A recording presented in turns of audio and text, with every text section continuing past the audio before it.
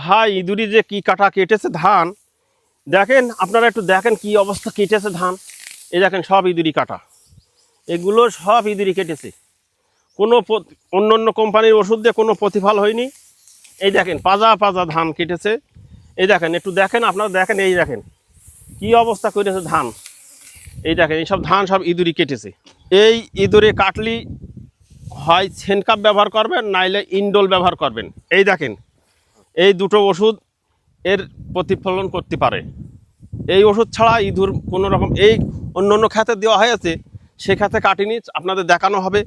আর এই খাতে ইন্ডোল এবং সেনকাপ দেওয়া হয়নি বলে এই দেখেন এই কেটেছে এই পরিমাণ।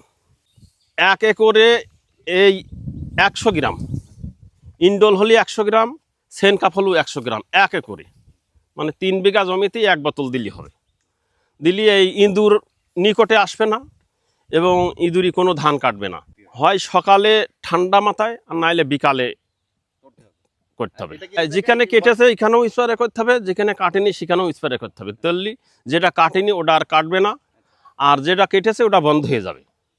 বুঝতেই তো পাচ্ছেন ধানের কি হাল আর কি অবস্থা।